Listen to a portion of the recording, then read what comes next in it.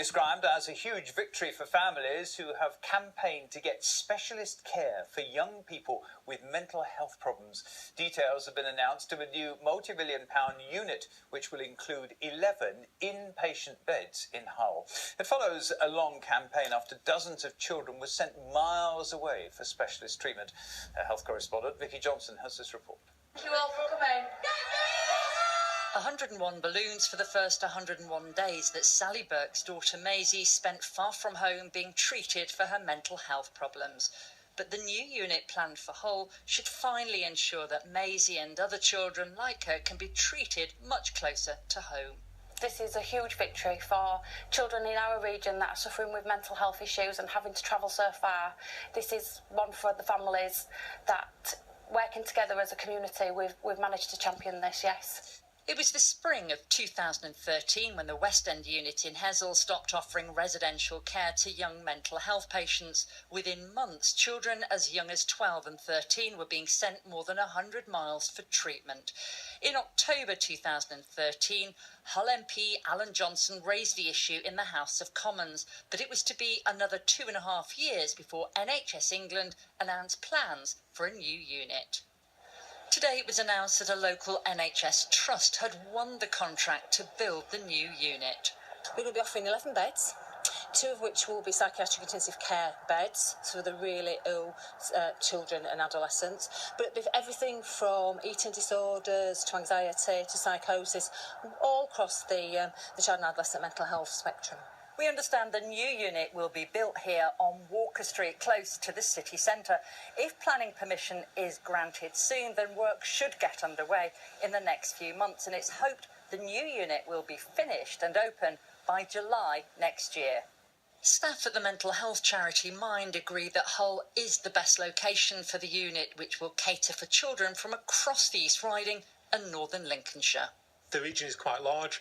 There's only going to be one hospital. Hull is the central point within the region. So when you're looking at Hull, East Riding, North Links, North East Links, Hull's fairly easy to get to. It's fairly central. And Hull has got all the amenities that will be needed close by. While most families have welcomed today's news, some are still angry it's taken so long to get to this point, leaving many children damaged and traumatised by their experiences. Vicky Johnson, BBC Look North, Hull. Well, we saw Sally Burke there in Vicky Johnson's report. Her 15-year-old daughter Maisie is one of those young people who's been severely affected by the lack of services, being treated many miles away for a long period of time. This is what she told me when she came into the studio earlier today. This is a huge victory for children in our region that are suffering with mental health issues and having to travel so far. This is one for the families that, working together as a community, we've managed to champion this, yes. Having to deal with an illness like this and having a family member, in that situation is stressful enough. How much worse is it when you then have to travel a long way to go and see them? Well, as well as the stress, it's exhausting. Physically puts more pressure on you, and it's just another dimension of things when you're already struggling with what's going on in your life and with your family member. It's just added pressure to that. I mean, your daughter was miles away and you did that journey 3 or 4 times a week. That's right, yes. It was exhausting. And very costly as well. Yes. Also, at a time when those people concerned are probably, by definition, fragile, it makes it worse if then you say, I can't come and see you tomorrow. Oh yes, because when you're ill, especially as a child, you want your mum to be there, and if it's a physical illness, most parents spend the night in a camp bed next to the child in hospital. So to be so far away and not be able to see your mum all of the time, it's a massive negative impact on a child. Do you think at last mental illness is starting to be recognised more? Because I do feel that people are talking about it an awful lot more now. It's been talked about, and there's been certain steps that are occurring. However, it still needs a lot of pressure, and there's still a lot more progress needs to be made because it has been left so far behind in comparison to a physical illness. So there's a lot to catch up on. Absolutely.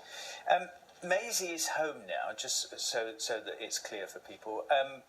She's still not good though. Yeah. Do you think there is enough support? It's difficult to get the right support, and it's a fight to try and get the right support for your child when they're that ill. what would you ideally like to see for parents in the same position as you? For there to be better support in the community, so if your child does need that level of care, that there's a seamless manoeuvre between the different levels instead of it being this stop, start, and different resources need improving. Very good to see you, Sally. I'm pleased that Maisie is home, and well done on all your campaigning work. Thank you.